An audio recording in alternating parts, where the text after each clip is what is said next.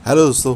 गर्मियाँ पड़ रही हैं लेकिन इसके बावजूद ये फूल क्या शानदार तरीके से खिले हुए हैं और उम्मीद करता हूँ आप सभी की लाइफ भी इसी तरीके से खिली खिली रंग बिरंगी और खुशियों से भरी हुई होगी, बिल्कुल मस्त होगी। तो बस आज रहिए मेरे साथ और देखिए आज का वीडियो, क्योंकि आज मैं दिखाने वाला हूँ देहरादून में क्या कुछ हो रहा है इन गर्मियों में और कहाँ किस तरह से जीवन चल रहा है।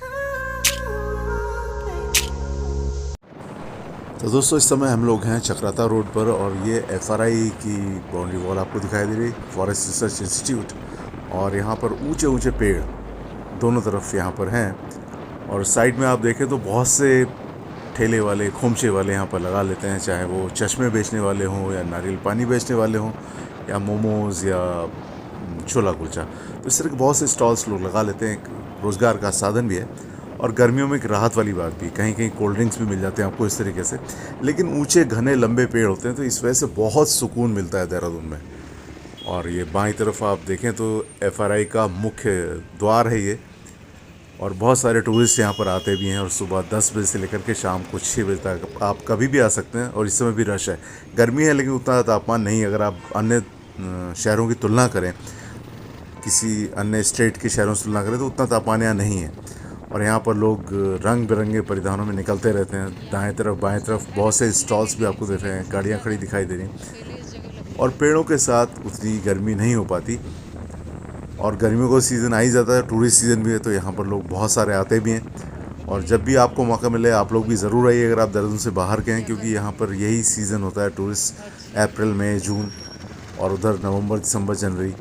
तो इस समय पे अच्छी खासी यहाँ पे भीड़ आपको देखने में। और ये देखिए क्या खूबसूरत लगता है, ये दूसरा द्वार एफआरआई का जो कि बंद रहता है लेकिन देखने लायक है। ये तो माने कि कुछ ऐसी धरोहरें अंग्रेज़ दे के गए हैं जो आज भी काबिल तारीफ़ हैं। चलिए यहाँ से और आगे चलते हैं। तो आज मैं आपको लेके जाने वाला हूँ कुछ जंगलों की तरफ चलेंगे और इस तरह के पेड़ आपको बहुत से देखने को मिलेंगे, बैम्बू ट्रीज़। ये देहरादून की अपनी खूबी है, तरह तरह के पेड़, ऐसा कोई भी पेड़ होता नहीं जो आपको यहाँ ना मिले, बहुत से पेड़।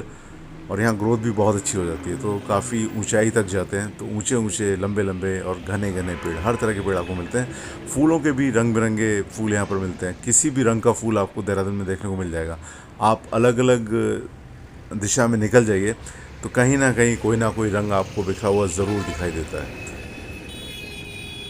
तो चलिए बातें करते करते आ गए हम जंगलों की तरफ। और जंगलों में अगर मैं आपको बताऊं तो आजकल बहुत ज़्यादा जोर यहाँ पर दिया जा रहा है कि हमारे वन मंत्री जो हैं उनकी तरफ से भी रोज़ पेपर में पूरे पेज का निकलता है कि जंगलों को बचाइए, आग से बचाइए। और ज़रूरी भी है, जंगलों को बचाएंगे तभी इंसान भी बचेगा, तभी जानवर भी बचेंगे। बहुत सी प्रजातियाँ जो विलुप्त हो रही हैं वो भी विलुप्त नहीं हो पाएंगी, उनको भी रहने को और खाने को मिलता रहेगा। और जहाँ तक कोशिश हम लोग कर सकते हैं कि कम से कम आग को ना अपनी तरफ से बिल्कुल ना फैलाएं, कहीं आग ना लगाएं, बीड़ी सिगरेट जलती हुई कहीं ना फेंकें, इस तरह की प्रिकॉशन ले सकते हैं जिससे ये जंगलों में आग वगैरह नहीं लगती। तो ये एक अच्छा कदम होता है एक नागरिक होने के नाते भी, और अगर आप नेता हैं तो उनकी तरफ से भी स्टेटमेंट चाहिए। लेकिन बड़ा विडम्बना ये होती है कि एक तरफ तो स्टेटमेंट ये निकल रहा है, दूसरी तरफ एक आशा रोड़ी जगह है, अगर आप सहारनपुर से आएँ तो यहाँ पर बहुत सारे जंगल काटे जा रहे हैं। क्यों काटे जा रहे हैं? वहाँ पर 4 लेन एक्सप्रेस वे बनाया जाएगा, 6 लेन एक्सप्रेस वे बनाया जाएगा, तो वहाँ पर लोग नहीं चाहते कि इसको काटा जाए, तो वो चिपको आंदोलन वहाँ पर भी चला रहे हैं। तो एक तरफ जंगल को बचाया जा रहा है और एक तरफ एक झटके में जंगलों को काटा जा रहा है। खैर ये तो चलता ही रहता है, विकास के नाम पर कभी विनाश भी होता है और कभी कुछ और भी। ये देखिए मैं फूलों की बात कर रहा था, पीले रंग के क्या खूबसूरत फूल यहाँ पर दिखाई दे रहे हैं। तो जैसे जैसे हम आगे जाएंगे जहाँ पर आबादी कम होती है तो वहाँ पर आपको पेड़ बहुत ज़्यादा घनत्व दिखाई देगा उसका, पेड़ों का। और अभी चूँकि कंस्ट्रक्शन वहाँ पर कम होता है तो खूबसूरती ज़्यादा दिखाई पड़ती है। और सबसे बड़ी चीज़ खूबसूरती आपकी नज़र में है, आपको कौन सी चीज़ खूबसूरत लगती है। कुछ लोगों को ये वीराना लगता होगा, कुछ लोगों को अच्छा लगता होगा, कुछ लोगों को पेड़ पौधे अच्छे लगते हैं, कुछ को जंगल अच्छा लगता है, कुछ लोगों को पहाड़ अच्छे लगते हैं, कुछ लोगों को बर्फ़ अच्छी लगती है, कुछ लोगों को सिर्फ लोगों के बीच में रहना अच्छा लगता है, कुछ लोगों को सिर्फ बिल्डिंग मटेरियल ये सब अच्छा लगता है। तो ये आपकी अपनी सोच है। और ये देखिए एक कैम्ब्रिज स्कूल 10+2, तो ये स्कूल भी है। और स्कूल पहले अगर आपको ध्यान हो तो गुरुकुल हमारे सारे जंगलों में ही बनाए जाते थे, सारे प्राचार्य लोग वीराने में रहते थे, क्योंकि अच्छी शिक्षा और सही शिक्षा आपको एकांत में ही दी जा सकती है, जहाँ पर शोरगुल ना हो, जहाँ पर आपका ध्यान ना बटे। तो इन चीज़ों का ध्यान पहले रखा जाता था, लेकिन आधुनिक युग में ये सब चीज़ें तो बड़ी विडम्बना सी रह गई। चलिए खैर, ये तो प्रवचन वाली बात हो गई, और आगे चलते हैं। तो यहाँ पर और आगे की तरफ आपको दिखाई दे रहे हैं ये कुछ मकान बने हुए। और आज मैं आपको बताऊं तो ये मैं आ गया हूँ करीब प्रेम नगर इस साइड। जब आप जाते हैं पावटा की तरफ तो वहाँ प्रेम नगर पड़ता है, और वहाँ पर पेट्रोलियम यूनिवर्सिटी भी पड़ती है, बहुत फेमस है, ऑल ओवर इंडिया बहुत फेमस है, पूरे हिंदुस्तान में से बच्चे वहाँ पहुँचते हैं। तो उसके आसपास ही आज हम टहल रहे हैं, और ये है जंगल का रास्ता। यहाँ पे आपको ऊंचे ऊंचे पेड़ दिखाई दे रहे हैं, थोड़ी सी धूप, थोड़ी सी छाया, लेकिन कितनी भी गर्मी क्यों ना हो, यहाँ पर आपको उतना गर्म नहीं लगता, जस्ट बिकॉज ऑफ ट्रीज़। पेड़ पौधे हैं तभी तो इंसान है, तभी तो जंगली जानवर भी यहाँ पर बचते हैं। और यहाँ पर मैं बता दूँ, कई बार तेंदुए भी आ जाते हैं, कई बार मोर वगैरह की आवाज़ भी आपको सुनाई पड़ती है, और कई बार और भी जानवर होते हैं, गाय भैंसे भी यहाँ पर दिखाई देती हैं। लेकिन जब तक आप इसको सुरक्षित रखेंगे तभी तक ये सारी चीज़ें हो सकती है। जब तक आप पेड़ को सुरक्षित रखेंगे, जब तक आप नेचर को सुरक्षित रखेंगे, तब तक ये चीज़ें हैं। लेकिन जैसे जैसे कंक्रीट बढ़ता जाएगा, जाहिर सी बात है आपको जंगल काटने पड़ेंगे, तभी आप मकान बना पाएंगे, तभी आप बिल्डिंग बना पाएंगे। और उसके साथ ही साथ कई बार जंगलों में आग भी लगने की खबर आती रहती है, साइड में आग लग जाती है। अब लगती है, लगाई जाती है, वो तो एक डिफरेंट इशू हो सकता है, बट फ़िलहाल हम लोग अपने आप को सीमित रखते हैं सिर्फ प्रकृति के आसपास। तो ये देखिए, यहाँ पर आपको मोर की आवाज़ सुनाई पड़ रही होगी। बहुत ही खूबसूरत नज़ारा, ऊंचे ऊंचे पेड़, शांत माहौल, और पत्ते, सूखे हुए पत्ते पड़े हुए हैं।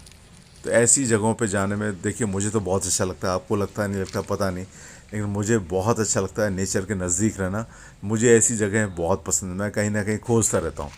तो देहरादून में भी फ़िलहाल ऐसी बहुत सी जगहें बची हुई हैं, जो आप शहर से बाहर निकल जाएँ, पहाड़ी की तरफ निकल जाएँ, तो वहाँ ठंडा भी रहता है, एकांत भी है, सुनसान भी है, और आप नेचर के बहुत नज़दीक पाते हैं। पॉल्यूशन भी नहीं होता, तो किसी तरह का प्रदूषण वहाँ नहीं है, और आप नेचर के नज़दीक होते हैं, जानवरों के नज़दीक आप ख़ुद को पा पाते हैं। और इस तरह की पतली पतली सड़कें बनी हुई हैं। अच्छी चीज़ ये है कि आप वहाँ से निकल सकते हैं। अन्यथा जैसे जैसे सड़कों का चौड़ीकरण बढ़ता जाता है, जैसे जैसे विकास होता जाता है, वैसे वैसे बिल्डिंग भी बढ़ जाती हैं। और जैसे ही सड़क चौड़ी होगी, जाहिर सी बात है वहाँ पर कमर्शलाइजेशन हो जाएगा, बहुत सारी दुकानें खुल जाएंगी, बहुत सारी बिल्डिंग्स बन जाएंगी, बहुत सारे कमर्शियल कॉम्प्लेक्स हो जाएंगे। तो उससे कहीं ना कहीं हम प्रकृति का नुकसान तो करते ही हैं। और अंटार्कटिका में तो आपको पता ही है कि एक ही लेयर बची हुई बर्फ़ की। अब जब वो भी ख़त्म होगी तो क्या विनाश होगा, ये तो कोई सोच नहीं सकता। लेकिन जो लोग व्यवसायीकरण करते हैं उनको इतने सोचने की ज़रूरत नहीं, और अगर आप इतना सोचेंगे तो आप कभी विकास कर भी नहीं सकते, और आप लक्ष्मी जी से हमेशा दूर रहते हैं। खैर चलिए, फिर प्रवचन पे आ गया मैं। प्रवचन मैं नहीं देने वाला। तो दोस्तों, मैं कोशिश करता हूँ कि अगर मैं कहीं दूर नहीं जा रहा तो देहरादून के आसपास ही जगह आपको दिखा दूँ, वो खूबसूरत जगह, वो शांत इलाके जो शायद हर शहर में अब संभव नहीं देख पाना। तो वो लोग जो बहुत घनी आबादी वाले शहरों में रहते हैं, जहाँ पर बहुत गर्मी पड़ती है, कम से कम मेरे इस वीडियो को देख के उनको थोड़ा सा सुकून, थोड़ी सी राहत ज़रूर मिलेगी। और अगर आप पहली बार मेरे चैनल पर आए तो आपसे एक बार रिक्वेस्ट कर लेता हूँ, प्लीज़ मेरे चैनल को सब्सक्राइब कर लीजिए। ऐसे बहुत से वीडियोस, बहुत से ब्लॉग्स मैं हिंदी में बनाता हूँ, और उसका बेल आइकन भी दबाइए ताकि आपको मेरे हर नए वीडियो की नोटिफिकेशन मिल जाए, आप वीडियो को पहले से पहले देख पाएँ। और वीडियो अच्छा लगेगा तो मुझे पता है कि आप इसको शेयर तो कर ही देंगे और लाइक भी कर देंगे।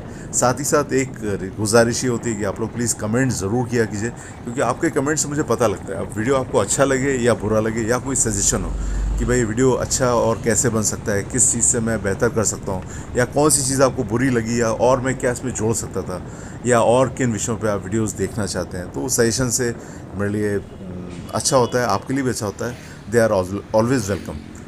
तो यहाँ से अब ये दाहिनी तरफ आपने देखा, ये यहाँ पर एक बाला सुंदरी माता का मंदिर है।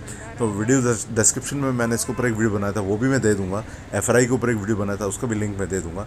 तो उम्मीद है आप ये दोनों वीडियोस ज़रूर देखेंगे और एंजॉय करेंगे। तो बाला सुंदरी का मंदिर और FRI, बाकी और बहुत सारे वीडियोस देहरादून के पड़े हुए हैं, अन्य विषयों में पड़े हुए हैं, तो आप लोग प्लीज़ देखिएगा ज़रूर। सारे वीडियोस हिंदी में हैं, और अब तो कम से कम 950 से ऊपर वीडियोस हो गए। तो अंत में एक बार यही कहूँगा, उम्मीद है आज का व्लॉग आपको पसंद ज़रूर आया होगा। कमेंट ज़रूर कीजिएगा। तो अपने घरों में आप लोग बस स्वस्थ रहें, मस्त रहें, व्यस्त रहें, यंग दिखें, और प्रकृति का ध्यान रखें, अपना भी ध्यान रखें। साथ ही साथ एक जो नेचर है, नेचर के जितना नज़दीक रहेंगे स्वस्थ रहेंगे और अच्छा भी रहेगा। तो बस अगले वीडियो तक मैं फिर आपसे विदा लेता हूँ। मिलते हैं अगले वीडियो में, तब तक आपसे भी शुभ have a nice day, bye bye.